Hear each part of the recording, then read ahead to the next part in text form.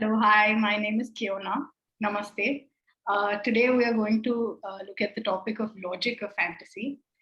Logic and fantasy are believed to be two separate concepts in our everyday lives.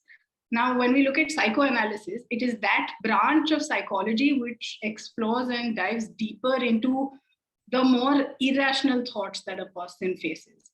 So, can we explore the paradox of the logic of fantasy today?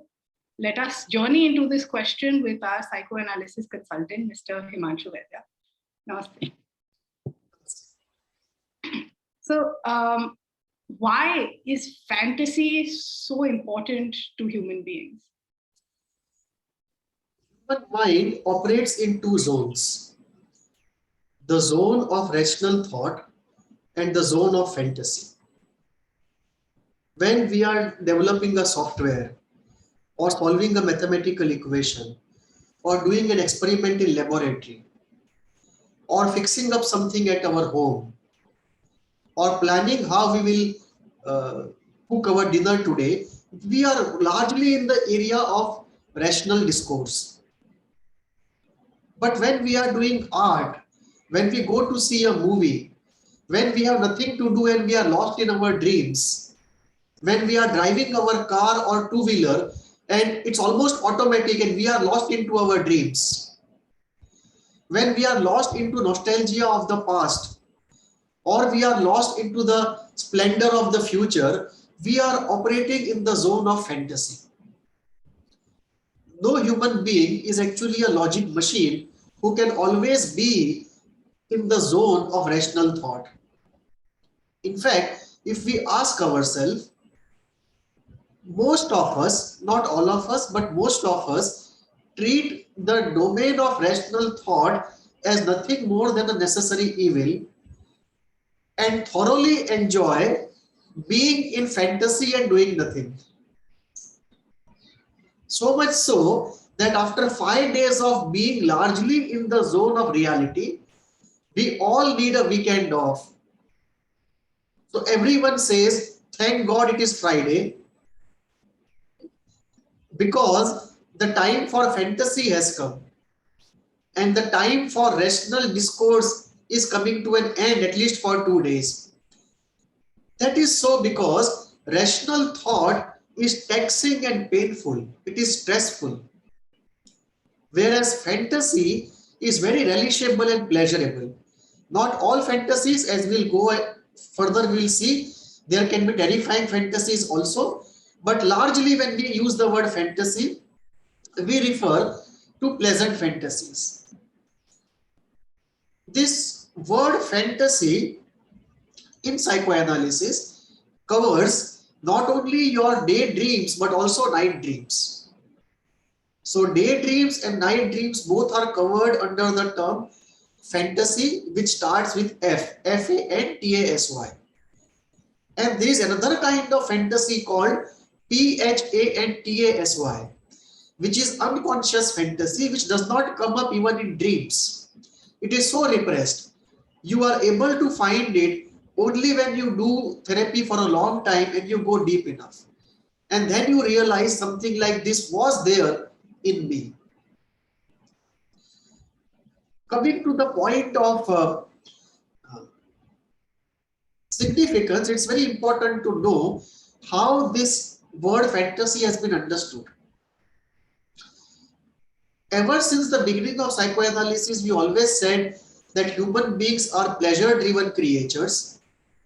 As a species, we are a species of desire, we are a species of pleasure, and therefore of fantasy. Because fantasy is one of the prime roots to satisfy our desires and have pleasure.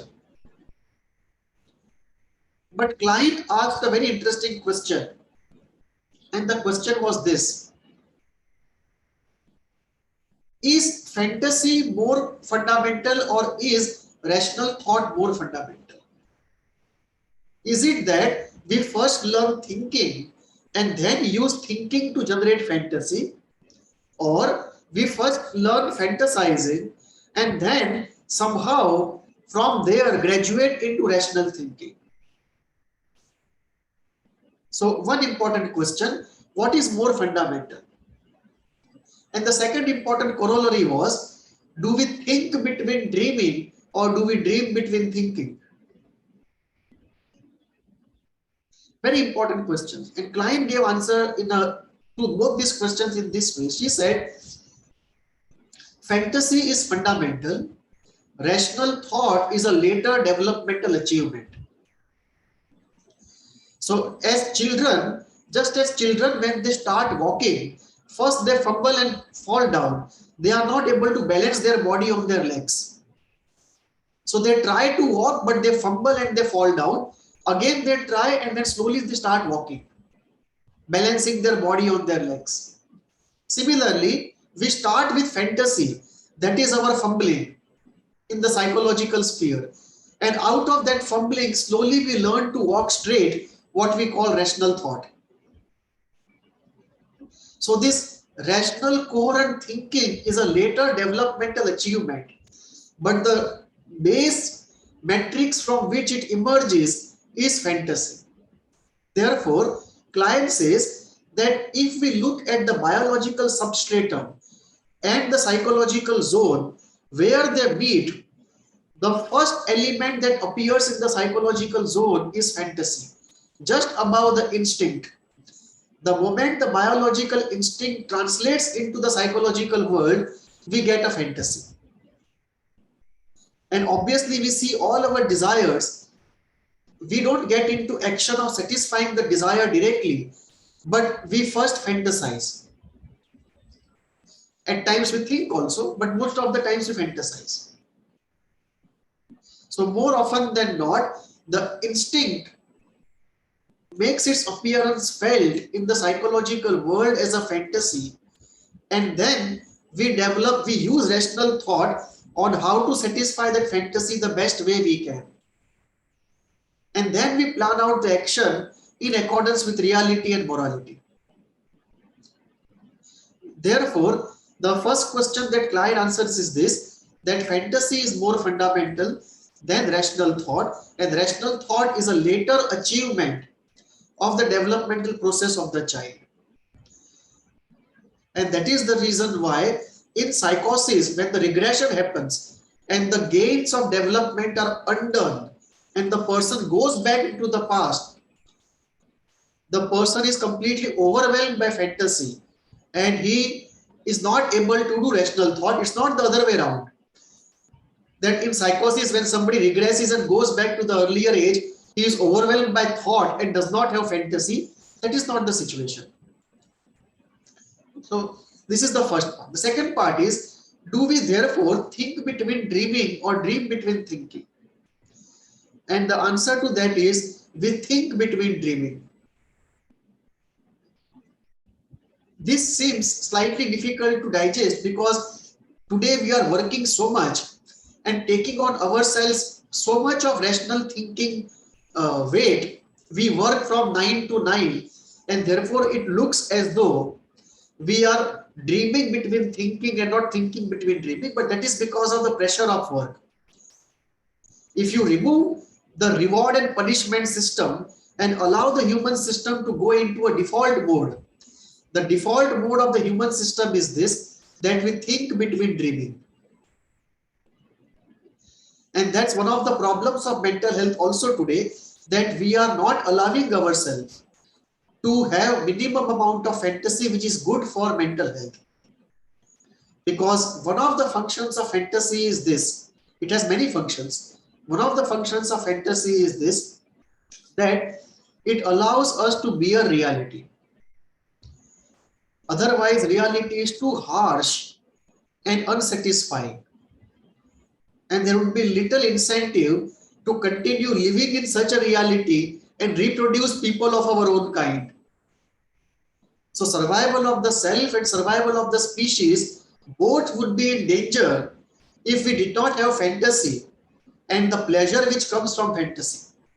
Because reality cannot provide us adequate satisfaction and pleasure to keep us going, to shoulder this weight and this pain of survival of the self and survival of the species. So This is how fantasy is looked at. Now, fantasy has both the elements, pleasurable fantasies and pathological fantasies, which can give us pain. Normally, when people talk of fantasy, they talk only of pleasurable fantasy. But in fact, you have fantasies of both types, pleasurable fantasies and painful fantasies.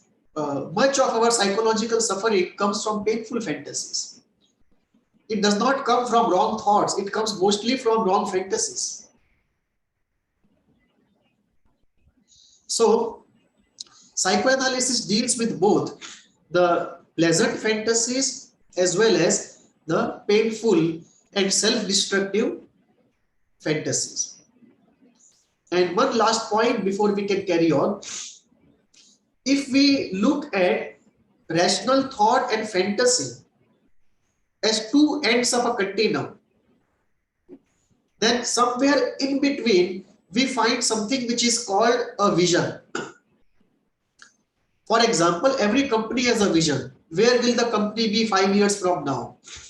Every individual has a vision. Where will you be 5 years from now? And that is a combination of both. It is a combination of rational thought and fantasy both. I cannot have a vision that in 5 years from now, right, I will be 20 feet tall. No human being can do it. Right? So more like shoot for the moon, you'll land somewhere amongst the stars. So have a fantasy, you will get it. Yeah. So here we are using fantasy to give us direction and inspiration. So fantasy there has the project of providing us with direction because we are specifying our fantasy, and inspiration to stretch ourselves. And it is not completely a dream, it is based partly on reality. So it is a mixture of fantasy and reality, and that is why a business vision is not like an individual's fantasy or dream. I mean, in my fantasy, I can think of the best Hollywood actress calling for me. That's not a vision, it's pure fantasy. But if I put a vision that I will increase my knowledge by 25% in 2022, it's quite a doable thing. I'll have to stretch myself, but doable. It's not completely cloud 9. It is still at cloud 5. I can jump high and maybe touch it. Right. So this is an element of vision, which is a mixture of the two. And there is another element which is coming from parapsychology, which we don't know where to fit. And that is parapsychological visions, where a person either gets an idea or a feeling or sees complete visuals of certain events which happen in future, or certain events which have happened in the past, or certain things which provides illumination to the person and changes him very fundamentally in a way. Now we don't know how to deal with it. Easy way is to just call it one more fantasy and dismiss it. But we know that this is not what is the just treatment given to that entity. So from parapsychology standpoint, when we get this kind of visions, we can call them technically as fantasies if we use a binary definition and say what is not a rational thought is a fantasy. So whatever is not a rational thought, everything gets there. So everything in the psychological universe except rational thoughts gets classified as fantasy, but that's a definitional game.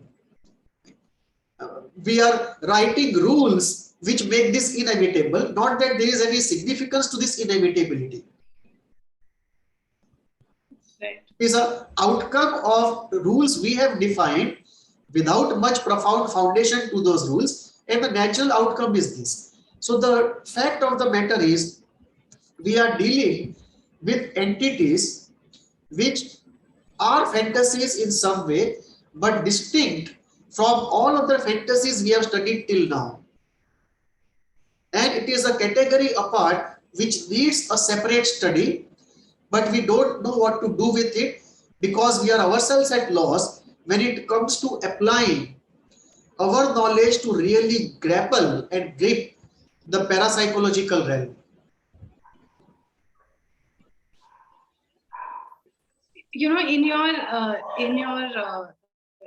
the answer that you just gave, you mentioned the depths in which psychoanalysis sort of goes into even the smallest and most nuanced of thoughts that a person gets, and then kind of make some more detailed analysis of the person, and that made me understand how much misinformation there is in terms of what therapy is, because everyone that I talk to, obviously not in the realm, biology, but someone who has not experienced it or who has not studied it, there's so much misinformation where people just say, a therapist is simply going to ask you the questions that maybe you can ask yourself, or you can get a friend to ask you. So why go into therapy? So I think your answer even very nicely shows us the sheer reason why there is a need for therapy. Yeah. It's a very understood aspect that how therapy talk is different from a normal talk. I mean, why can't you just talk to a friend and have the same effect that you get in therapy? After all, it's only talking. Yeah, I mean, he's not giving any medication. So ultimately, it's a talking cure. So why can't talking with somebody else produce the same talking cure? And obviously, it cannot produce because the talk is different. Right. And this talk is informed with a very deep knowledge of the internal world. No matter limited and imperfect, still a very powerful theory of an internal world. Right. So we see how logic and fantasy both make up our, if I may say, daily life. Is there a possibility of there being logic to this fantasy, or is this a futile question to start? It's a very important question. And I would say in the realm of psychoanalysis and spirituality, it is a question of questions. One way to deal with it is to say fantasy is just delirium. It's like delirium. That when the temperature goes very high and you have fever, you can just speak anything in that fit of delirium. It does not have any sense. And this was how people used to treat dreams and fantasies before the advent of psychoanalysis in the Western world, not in the Eastern world. In the Eastern world, we always had significance of dreams and fantasies in our spiritual systems. And we never thought that these were entities of delirium.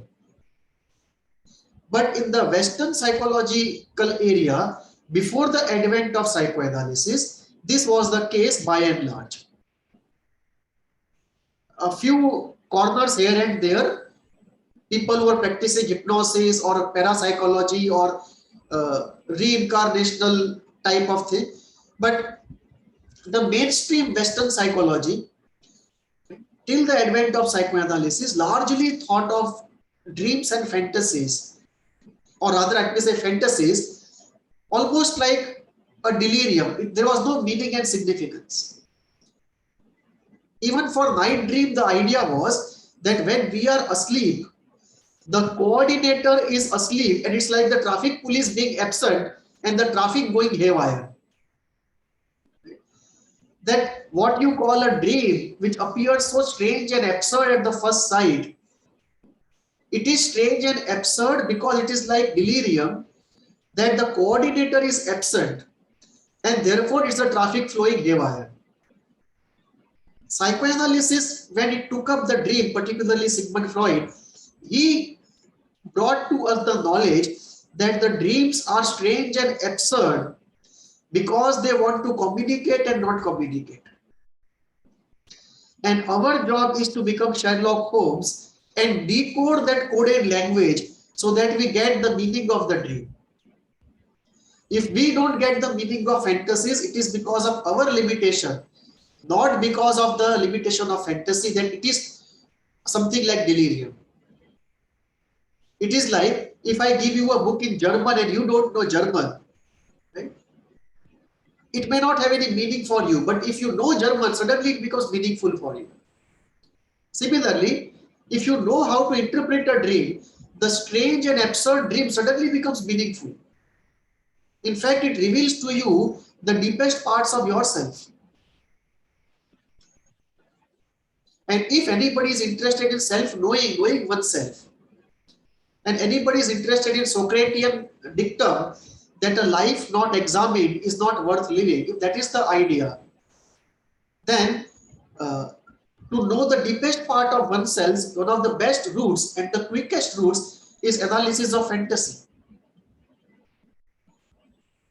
So this is how it is. Now there is a logic to it. How do we lay down the basic principles of that logic? And here we first make a philosophical point and then come back to the specific discussion. We see in our life that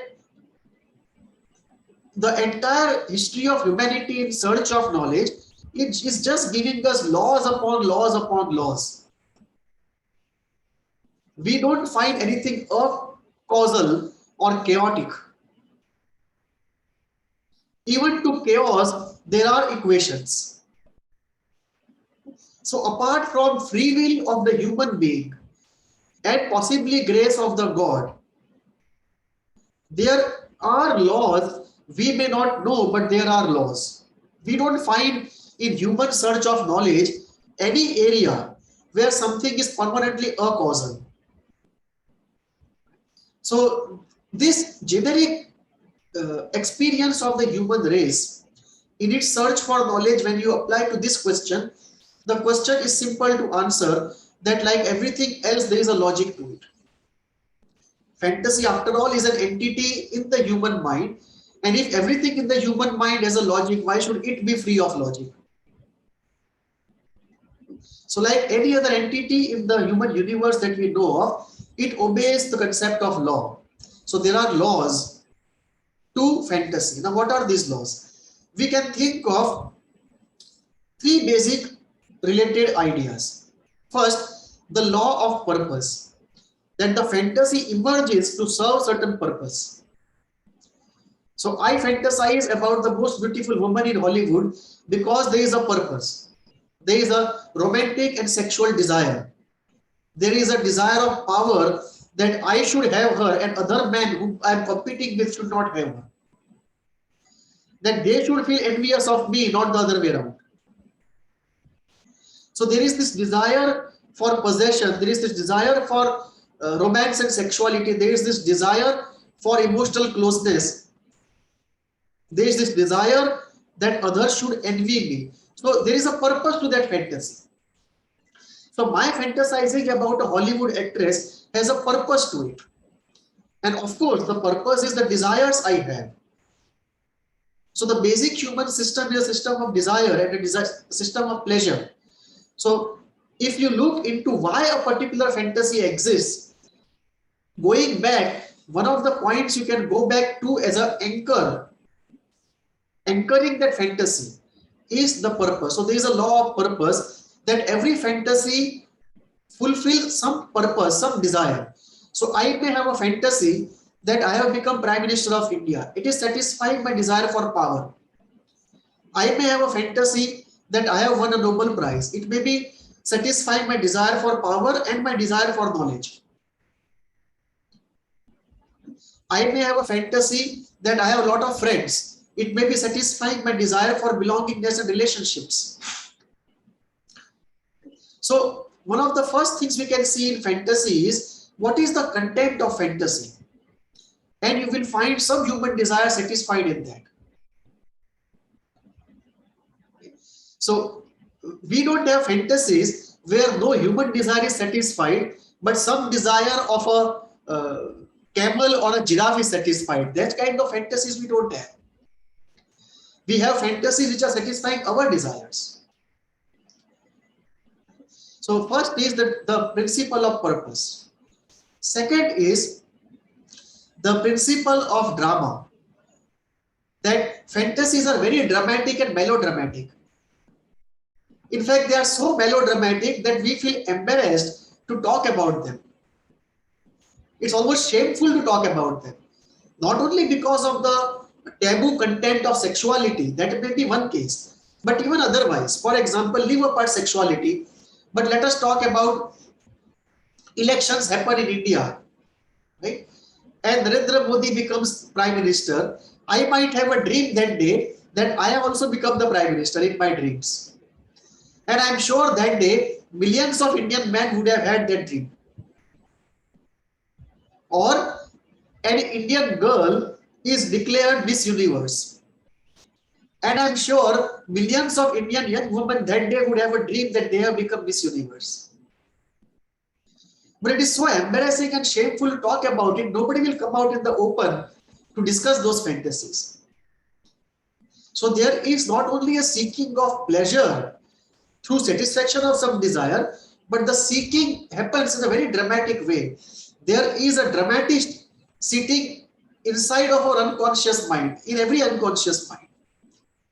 So we don't need Bollywood for melodrama. Internally, there already is a melodramatist inside of all of us.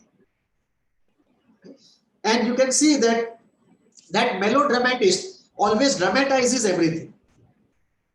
So the second principle of fantasy is this dramatizing. The third is representation, the principle of representation. Because the language of fantasy is the language of symbols. It is not the normal language of words that you and I are using. It is a language of symbols. For example, I have a dream where I see a tiger who is roaming around alone in the jungle wanting to hunt somebody. Now the tiger in my dream may not literally be the tiger, but it may represent my aggression. Right? So fantasy has a way of representation of things symbolically. And people try to make a dictionary of symbols which never works, because the same symbol has a different meaning for different people and for the same person over time. Tomorrow, if I see a dream and again I see a tiger, it may not be aggression. I may be literally seeing a tiger if I have been to the zoo in the morning. Or I may be looking at a boss or a father figure in the form of a tiger. So we can look at three fundamental issues here: the principle of purpose, the principle of dramatization, and the principle of representation. And all the three are laws which are present in the fantasies. And therefore what happens is, if we want to understand any fantasy, no matter how strange and absurd it may look, we have to use these principles along with the dream interpretation principles of psychoanalysis to decode the language of fantasy. Because we can have two kinds of fantasies: one where literally what we see is true, nothing is coded; and second, something which appears strange and absurd in a coded language, symbolic language, which needs interpretation with the classical psychoanalytic method. It's not general understanding like you and I would think rationally, consciously. That would be for fantasies which are straightforward without any coding. Like I see a chief minister's election in UP, and if somebody gets elected that day, I have a fantasy that I have been elected chief minister of Gujarat. So that would be a straightforward fantasy. There is no coding. But let us say that day I see Olympic race in which everybody is running in 100-meter race, and one person, right, who slightly has some resemblance to me, he comes first. Now that is where my desire to become the chief minister is coded, and the chief minister's race is symbolized by the Olympic race. So that requires decoding. So when we do it in psychoanalysis, we use free associations, or we can also use art, because art of a person also communicates his fantasies, and art is a very sublimated form of communicating our fantasies to ourselves and to others. So these are the three principal laws, and detailed laws are in the principles of interpretation of dreams in psychoanalysis, which are essentially based upon analysis of ego defenses.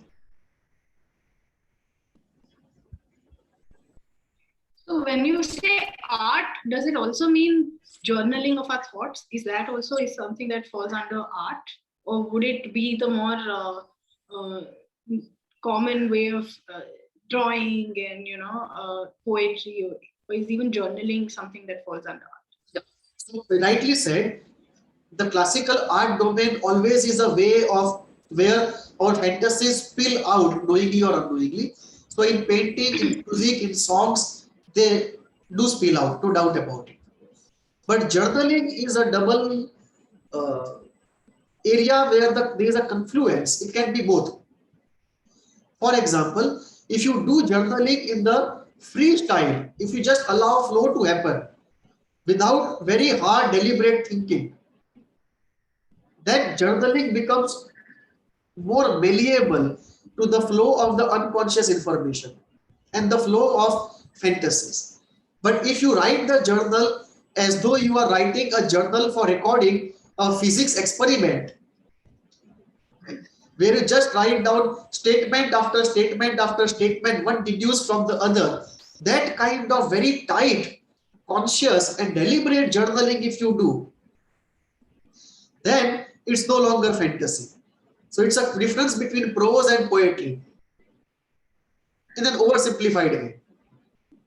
I mean, not to go into nuances of it. I mean, prose can also be fantasy prose and rational prose, but roughly speaking, if there's too much of conscious and deliberate thinking in journaling, then it is not flow of fantasy. But if you write whatever comes to your mind in a very easy and relaxed way, in a free-flowing way, then that also becomes a storehouse of release of fantasies which we can discover and then analyze.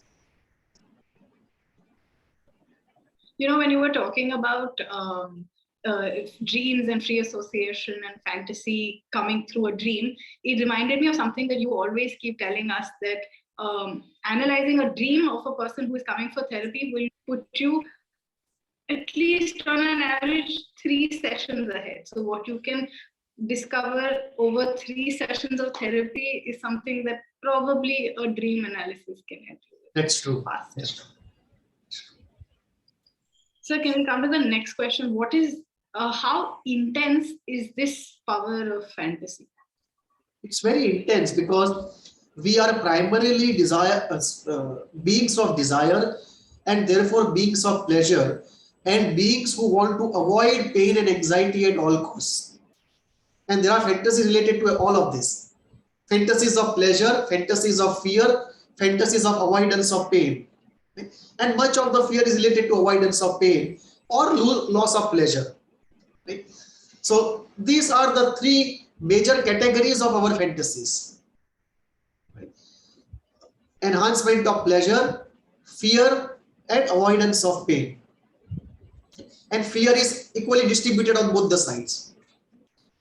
Fear of pain coming and fear of pleasure going. So the power fantasy has is immense. And let us look at three categories of situations: normal, supernormal, and pathological, and see in each category how the power of fantasy is seen. Take a normal human being and see the power of fantasy. Is it not true that millions of people, thousands of people at least, come up whenever a celebrity is around? After all, what is the lure of the celebrity? Why do you get dazzled by the splendor? It's all in fantasy. I'm not talking about real life heroes. That may be something to it. But if you talk of film celebrities or sports celebrities, and even if you would say sports celebrity, there is some element to it. In film celebrities, right, it's completely the work of fantasy. You can even see in low-income communities, many young people, they go to see a movie even if they have to skip dinner at a given point in time. And this is not uncommon. I'm not talking about a rarest of the rare situation. You can easily find this at hundreds of places where a person who is young and who has not seen the movie for 3 months is so desperate to see a movie that for the sake of consuming that fantasy, he will let go of even dinner or lunch. Because that fantasy is so gratifying to consume. If you look at the entire movie industry all over the world, it would be worth more than $1 trillion. And what is it they are offering to the market? They are offering to the market fantasies. So it's one of the most widely consumed products, but not a tangible product. It's an experiential product. But probably one of the most sustainable business models, so to say.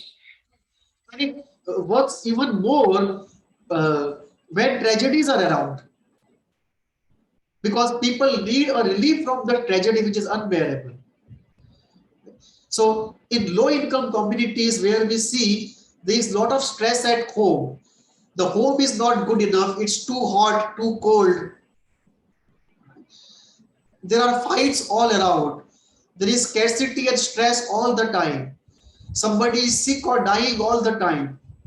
Somebody is humiliated or out of work all the time.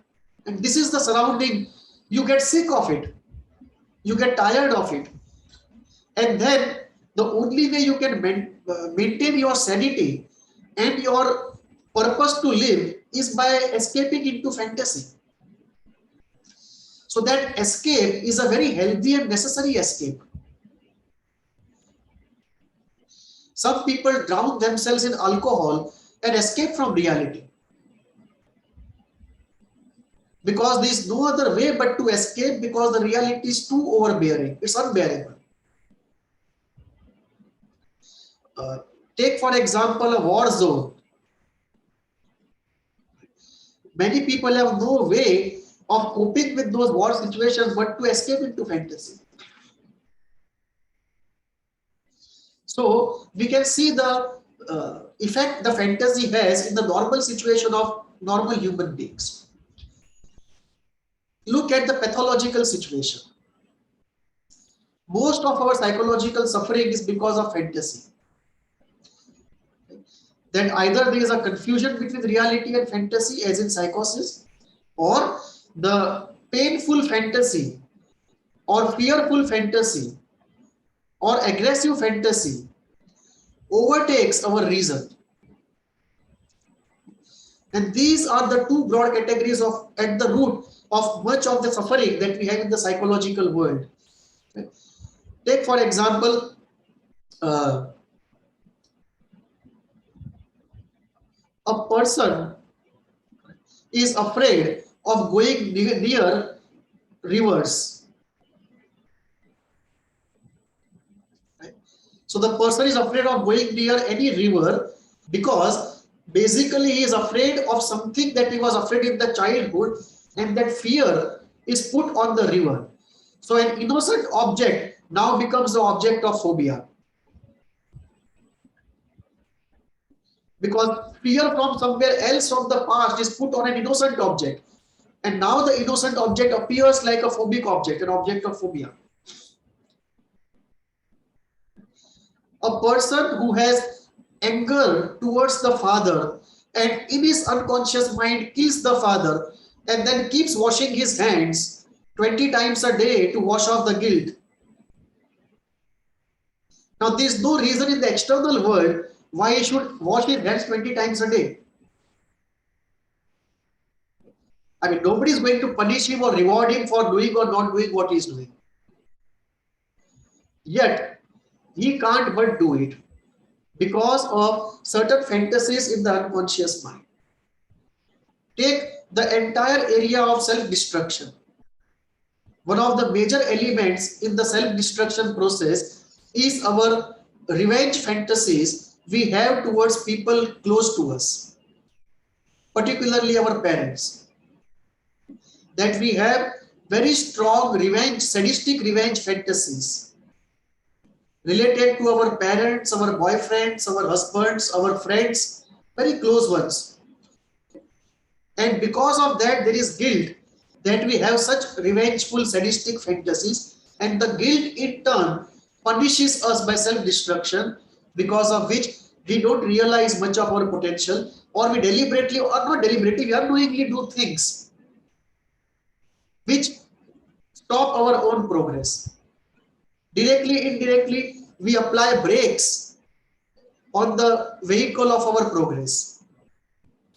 And at times we can't even make out that it is we who are doing this to ourselves. It's so subtle and insidious and unconscious.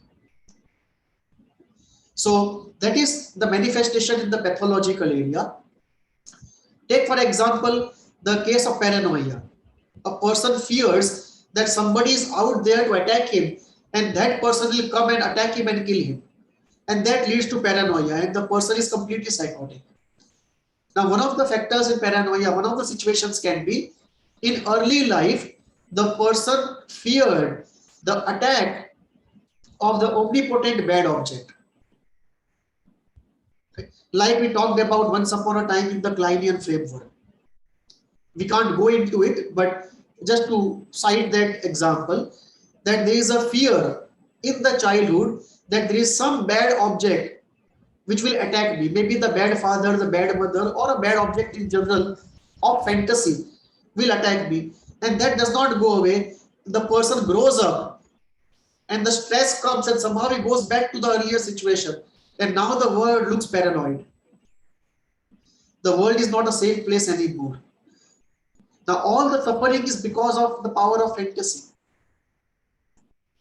I mean, there's nothing realistic about it. If you tell this to a person who is normal and sane, he would laugh it off, and he can't understand how can these things even cause problems. He's asked us, are we living in a sane world? And the answer is no, the world is not as sane as we feel it is when we are normal. When we go deeper, the world which appears from the surface as a sane, rational world does not appear so. Once we go deeper into the human mind and enter the unconscious, we see it is full of irrationalities and fantasies. The human mind as an apparatus is not a rational apparatus. Much of it is filled with fantasies and irrationality. And therefore the suffering, and therefore also the circus that you see in the world. If the entire apparatus was rational, you would not see the circus that is going on in the world as it is. So this is the pathological power of the fantasy. Now coming to the supernormal.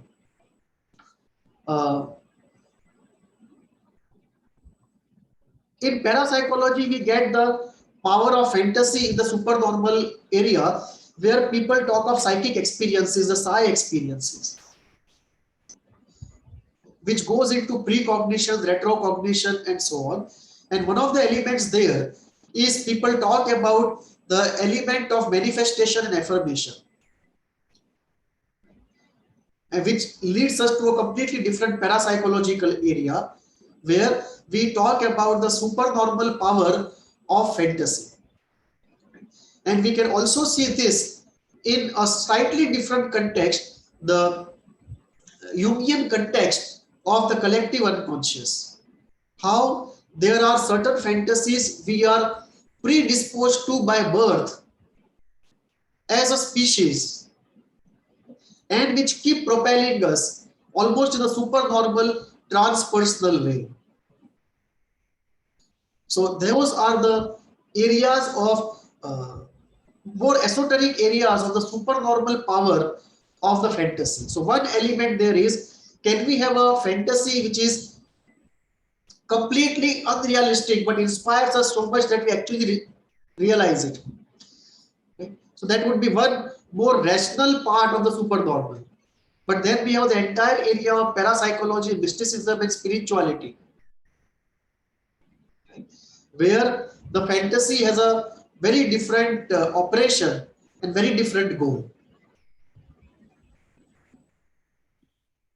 This is kind of like how there's a making of a vision board where I would probably take cutout pictures of things that I want to achieve. If I want a big house with a lake facing view or something, I would find a picture of that and I would put it on my vision board. And I think this is where you manifest your fantasy so much that in some way it becomes your reality, like you said. You are actually pulling it.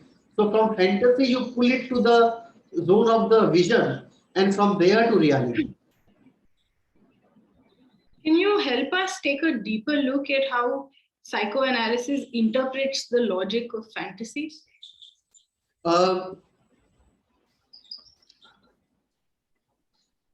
Psychoanalysis uses the engagement with fantasy in very different ways. First, we try to separate, we try to first recognize the fantasy as fantasy. So when a person comes for therapy and articulates certain things, he should be able to separate the reality content from the fantasy content. Not that he should give up fantasy content altogether, but he should be conscious about it. So one of the elements in fantasy, one of the elements in psychoanalysis is to be very clear about reality and fantasy. And the second is reality acceptance, no matter how much frustration and mourning it involves. Third is accepting the power of fantasy. That we recognize that I have this fantasy, no matter how unreal it is. And if I try to make it real, there is a cost-benefit analysis to it. And it is a possibility that at times, cost-benefit analysis tells me it is a loss-making proposition, but the power of the fantasy is such, I would still go ahead and do it. So it's not necessary that a man should always take rational decision based upon cost-benefit analysis. We always have the freedom not to accept the outcome of cost-benefit analysis and do something contrary to it if we are in that enthrallment of the fantasy. Because fantasies are so seductive, and chronic fantasies are even more seductive. So I call it the addiction of seduction. That for a long time you are just addicted to it, you just can't get out of it. And there then a very high awareness and conscious experience is needed. Only talk won't be enough. So the principle of psychoanalysis, reflecting not acting, falls short in case of such fantasies. But for most fantasies we are able to work through, number one. Number two, psychoanalysis uses the principles of representational logic, the causal purposive logic, for analyzing the pathology. For example, somebody comes to therapy for depression and brings a dream. And in that dream, we see a religious person who goes on a pilgrimage and he has nothing to eat, so he kills a chicken and eats it, and then goes to the temple, and God tells him that because you have done this, you deserve to be punished, and the person punishes himself in the dream. Let us say this is the dream, and this is brought to us by a person in depression. So this gives us an idea about the guilt in operation and guilt leading to anger upon oneself. And that gives us an idea that we may have to work focused on guilt, because that may be one of the strong reasons for self-attack. And self-attack with anger can easily be one of the roads to depression. So we see how a fantasy analyzed gives us a road to healing of depression.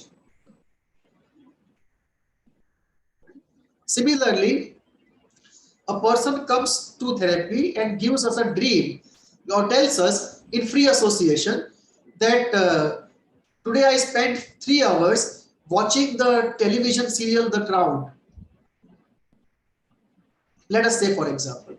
And I'm sure this would be happening in hundreds of therapy rooms across the world. So a person comes and says, I have spent 3 hours today watching The Crown. What does it mean?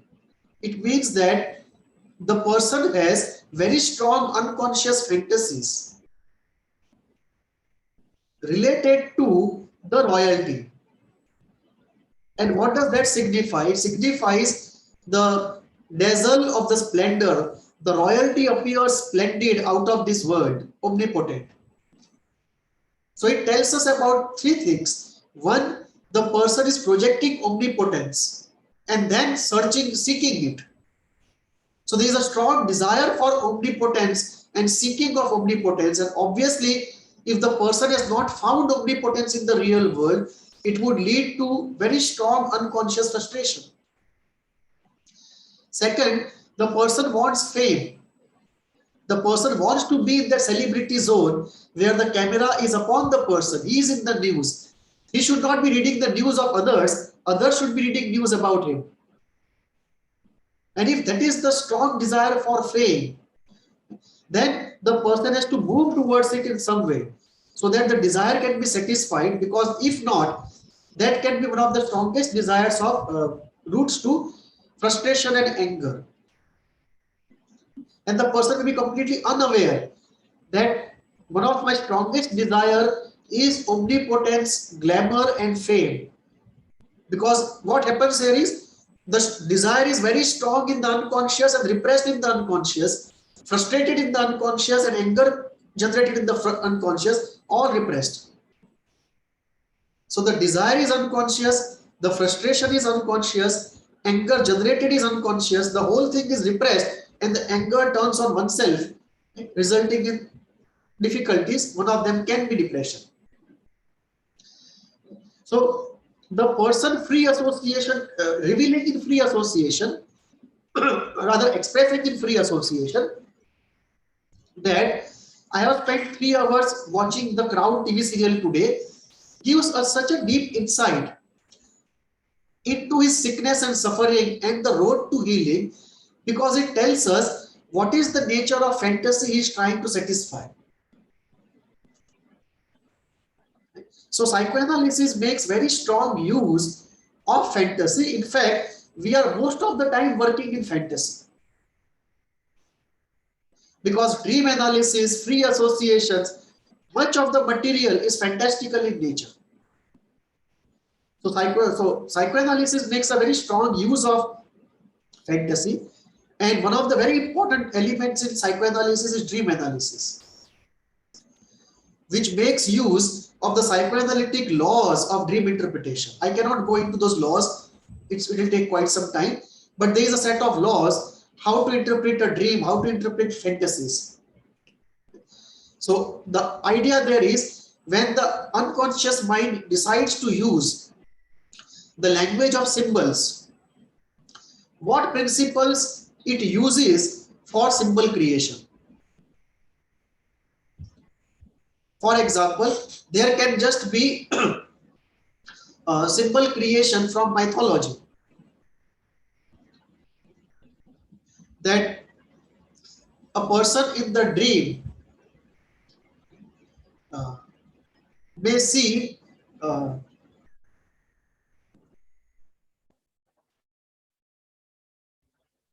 Narsimha avatar, in the dream.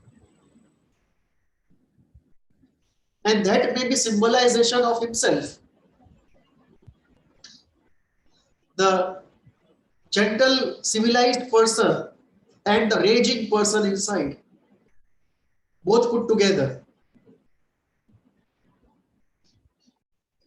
And which means there is a desire now to integrate the two. But the difficulty is in self-acceptance.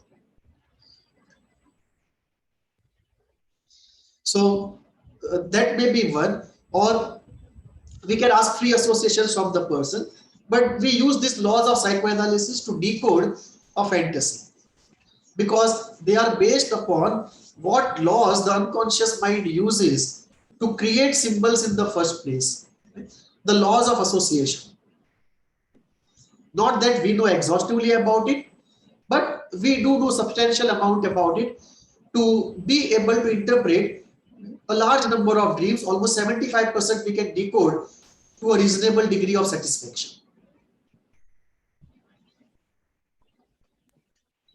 Is there a transpersonal element to this issue?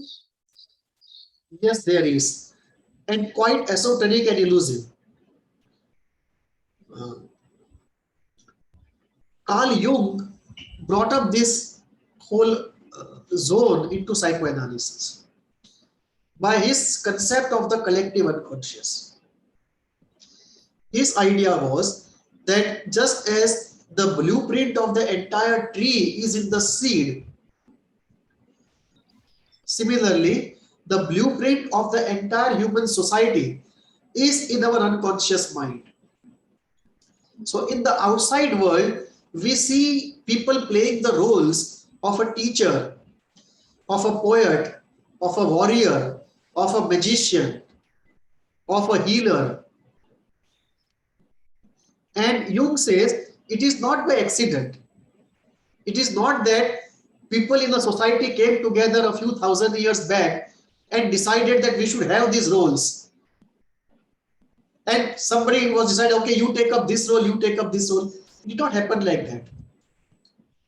It is not a human society in terms of the essential roles that people play in the human society is not a deliberate conscious creation.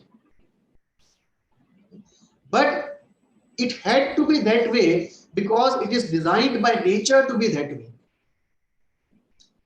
That we have in our unconscious mind an archetypal image of a healer, an archetypal image of a poet, an archetypal image of a warrior. And these archetypal images, we know instinctively that we are going to find these people in the outer world.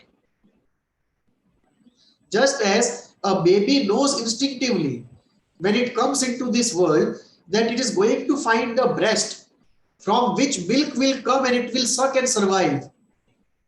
That kind of an instinctual knowledge is there in all of us that we are going to find these figures in the external world.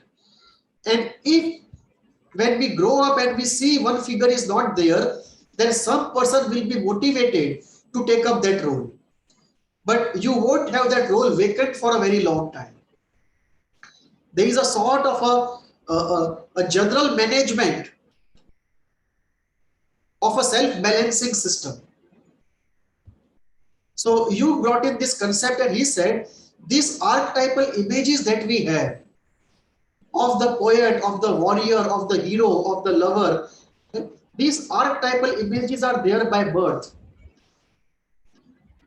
And the human experience is also passed by birth into this thing. So we have the heritage of humanity in essence. So he brought in this area that many of the dreams that we have are based upon these archetypal images. And therefore, there is a transpersonal element to our fantasies, that all our fantasies are not based upon what we have experienced after birth. But many of our fantasies are based upon what we have got in our hardware, which has nothing to do with our outer experience, but they are there inside of us. and they lead to dreams.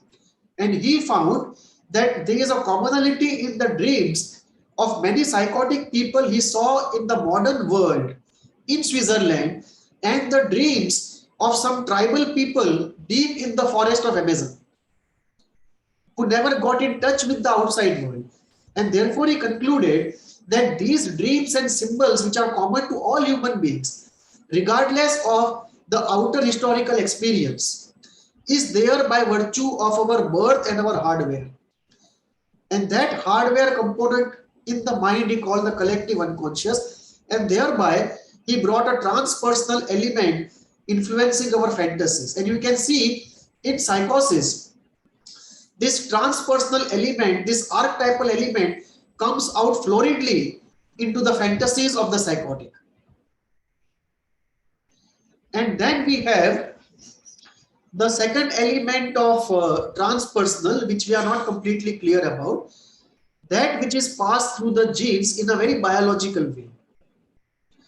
So animal experiments tell us that when rats are traumatized by certain things, the third generation of the rats also feels fearful of that thing, although it has never seen it, which means the memory was instinctually passed biologically through genes regardless of the outer experience. Now that gets to us, that is it that some of our fantasies also are in this way rooted or precipitated of some past generation's experience about whose environment we have no idea, but it's still there. Just as we say biologically that my face or my eyes might be resembling my great-grandfather. So my great-grandfather may be sitting on my eyes right now and I would know it. Similarly, can my great-grandfather also be sitting in my unconscious mind and creating some fantasies? So that is a second element of the transpersonal nature, which we completely don't understand. The third is parapsychological. That some people report that they have out-of-body experiences and they experience something else, and the report is then, is it a fantasy or is it a real travel? And we don't know what it is. Or some people say that a fantasy was forced into me by somebody. Now, is it just psychosis or is it a parapsychological experience? We don't know.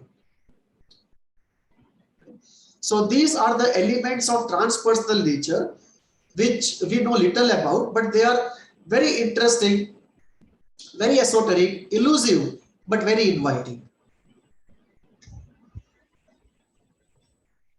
So we've been seeing how important the nature of fantasy is and how it translates into understanding ourselves better.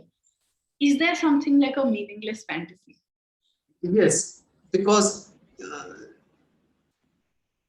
when we say there is a meaning to fantasy, are we moving to an absolutist position that there cannot be any fantasy without any meaning? There cannot be delirium. Delirium cannot exist. So we really can't put a principle of that kind, that thou shall not exist. So yes, 99% of the cases, fantasies have a meaning, they obey laws. In 1% of the cases, they still obey laws, but it can be delirium. Now this can happen because of two reasons. One, the reason may be biological, a person is too sick. If the fever is too high, a person may go into delirium. And in the delirium, two things can happen. Something which is unconscious can leak out, or something which is meaningless can be manufactured. If something meaningful leaks out, which was already there, but the control loosened out and something came out, that is still meaningful, even though it may appear absurd in the first case, first sight. But if you apply the laws of psychoanalysis, put your theory to use, you can decode and find meaning. But something which is manufactured, meaningless, out of delirium itself, that would be a meaningless kind of a fantasy because of the biological condition. It may happen because of brain damage also. or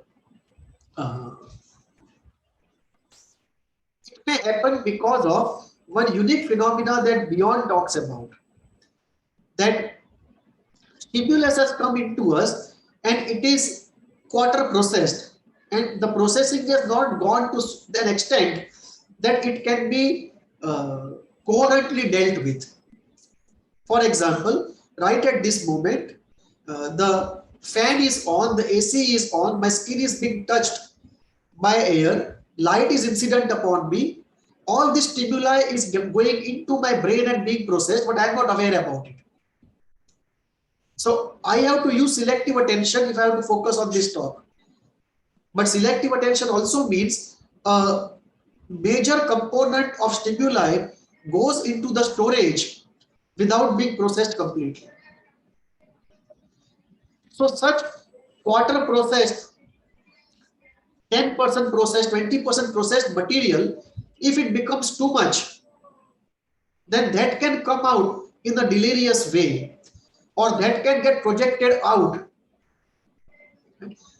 and those will be meaningless delirium type of fantasies, but they will be very less, 1 to 5%.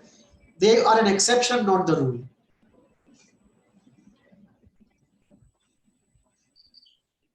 And so in a psychosomatic self-destructive organ attack, how does this concept of fantasy play out?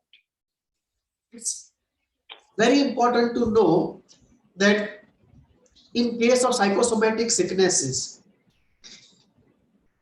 there is an attack on the self. There's no doubt about it. That in every case of psychosomatic sicknesses, there is a self-attack. The question is, what is the nature of self-attack? On which organ of the body or process of the body the self-attack happens? And therefore, the next question is, why the choice of this specific organ? So Melanie Klein has written a very famous paper where she talks about the use of skin as an object of anger, right? Where she lists out her experience where people were using their own skin to put their anger on.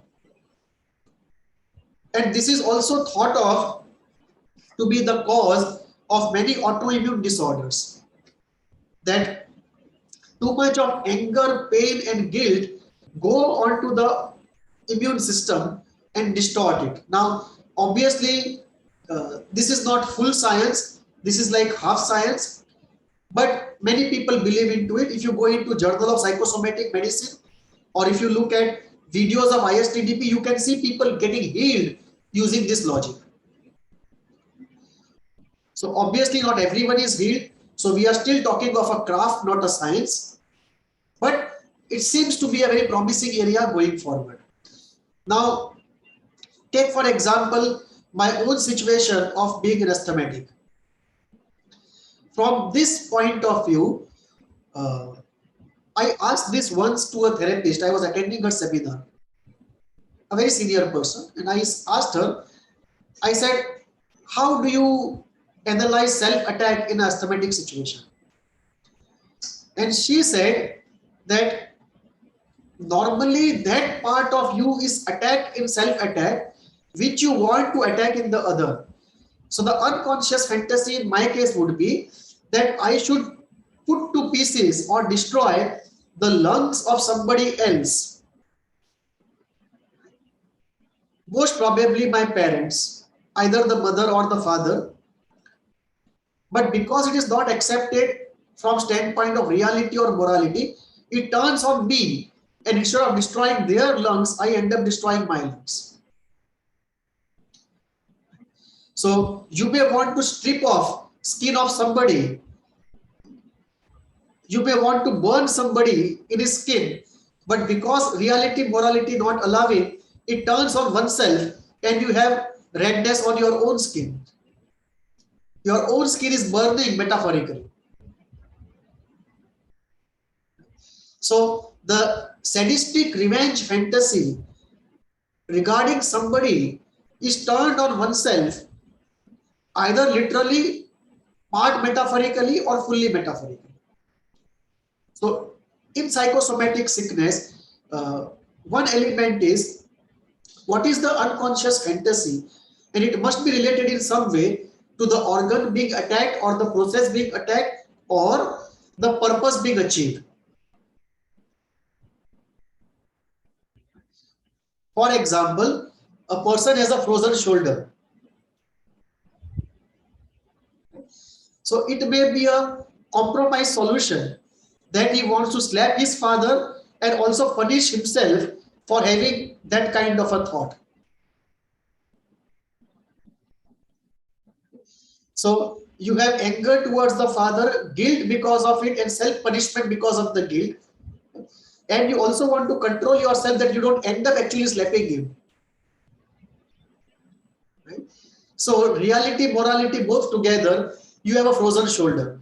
One part of you wants to slap him, the other part of him wants to stop your hand, and the third part wants to slap yourself. So the compromise of the all three is the frozen shoulder. And so when you do an X-ray, nothing is found biologically wrong, and yet you have a frozen shoulder. Right? So you can see the power of all these unconscious fantasies which are going on all the time, and they create such strong biological events that the best of medicines are not able to reverse those events. We realize they are the power of the fantasy. That this is not a Disneyland game. This is very strong element in human nature.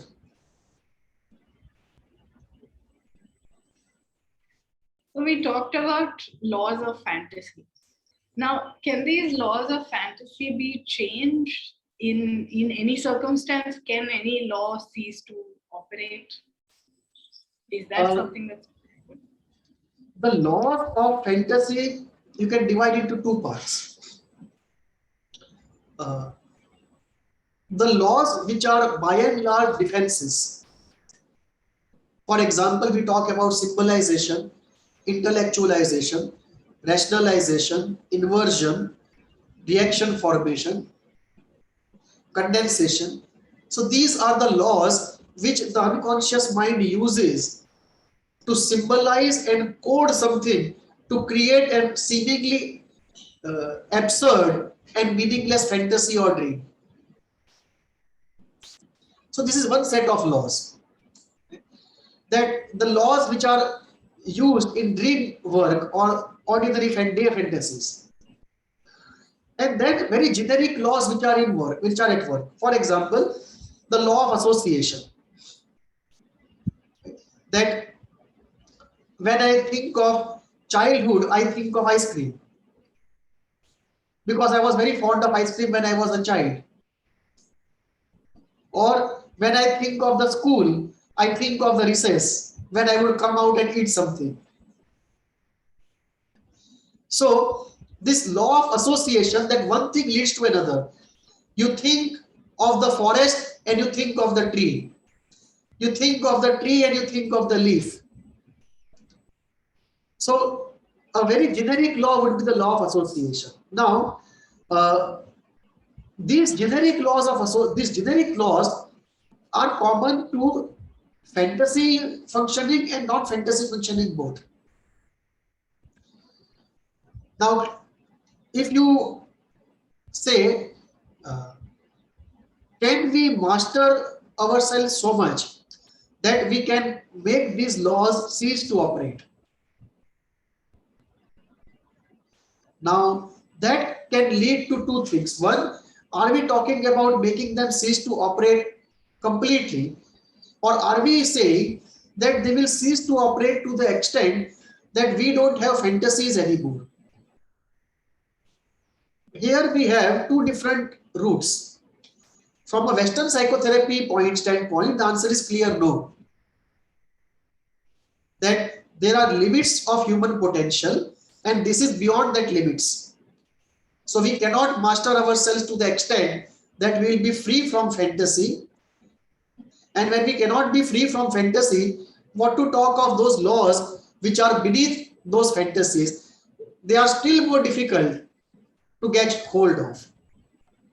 So from a Western psychotherapy standpoint, the answer is no. From an Eastern spiritual standpoint, the answer is yes. That the limits of human potential from Eastern spiritual standpoint are far more liberal than the limits of human potential from a Western psychotherapy standpoint. So here we believe that such self-transformation is possible, such mastery is possible, such self-development is possible, that one can be free from fantasy altogether. That one does not have dreams or day fantasies anymore. And many people who claim to be enlightened have made this claim that they don't have fantasies anymore. Now, this is a question where we are talking about rare experiences. And we are not actually,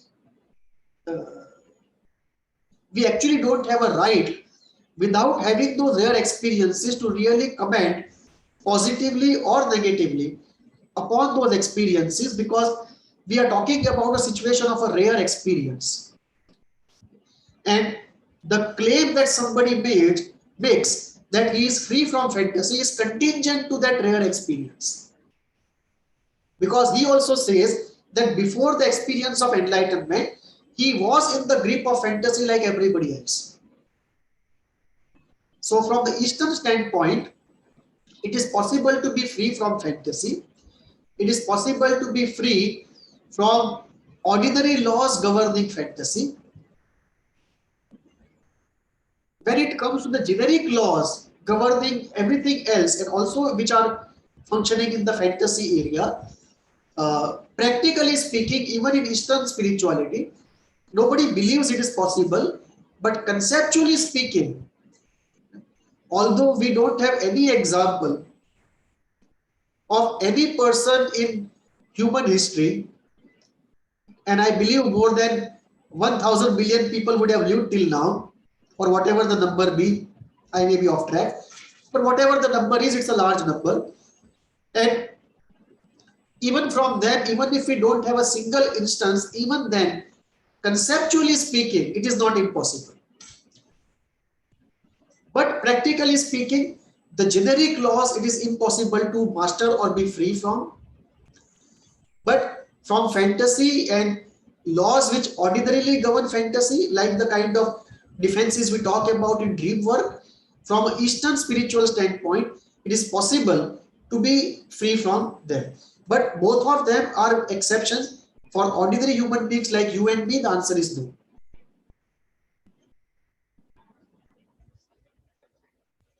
So if we go a little deeper into this question of is there anything called freedom from fantasy in the human life, and also are there any tools or techniques that help us out here? Yes, the first question is there is freedom, there is free will, both at individual level and if you believe then in grace, that there is a set of working of laws and there is a domain of freedom, though restricted. If you look at the complete pie, 75% of that pie is occupied by the functioning of the laws. And the 25% is a combination of your free will of others, and grace. And maybe certain parapsychological entities or events. So this is one part. The second part is, are there tools and techniques? Yes, there are tools and techniques. Psychoanalysis itself is a very good technique. The more you know psychoanalysis, the more you can decode and more you can be free. So may not be completely, but substantially, yes. And tools, if you look at, there are many tools. Some tools are from psychoanalysis, some from holistic healing, some from spirituality. But there are tools. For example, take any projective test. It's a very good way to know your fantasy and thereby look at what is governing the fantasy. So my idea is that in general, psychoanalysis is tool deficient, and we need to make more tools in psychoanalysis to manage better many things, to enhance the limits of our potential, and that is true even in the case of understanding and managing fantasy. But tools are there, but limited. My expectation is to generate some more tools this year.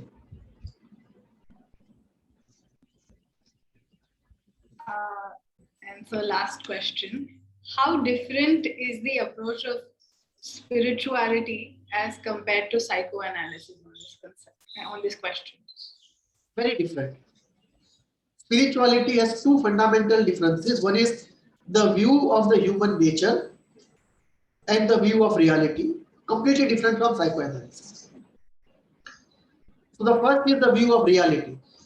Most of the spiritual schools in India believe that there are zones in the universe where one zone is matter and energy, matter and force. The second is energy, emotions, thoughts, karma, and pure consciousness.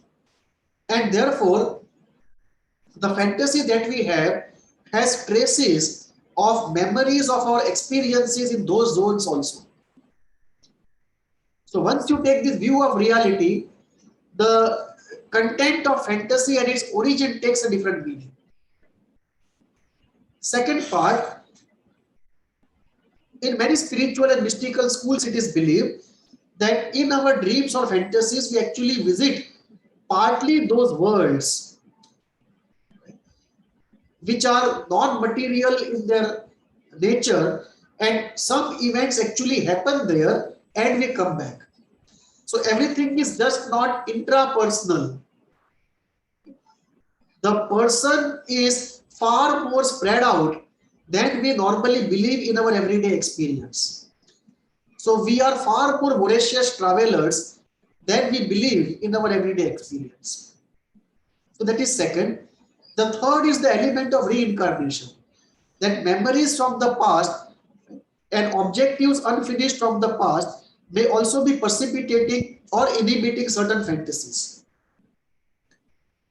So these are very different ideas from classical psychoanalytic idea, which is based upon materialism, right? And saying no to soul, God, and reincarnation. So these are the fundamental differences. The fourth is the interpretation and significance. So spirituality, like psychoanalysis, gives a lot of significance to fantasies, but in treatment, how to understand it and how to overcome it or manage it or use it for self-development, for that there are completely different approaches.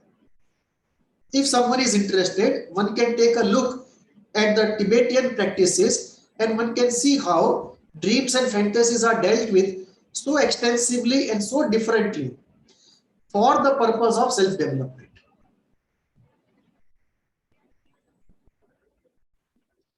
That was a wonderful session, sir. And I think time and time again, ever since we started school as kids, and not just school, but everywhere we go, we've always been told that no question is stupid, and please ask your questions. It may help you, it may help someone else understand a concept better. I think today we realize that apart from questions, no fantasy is stupid, and every fantasy can help you know yourself better.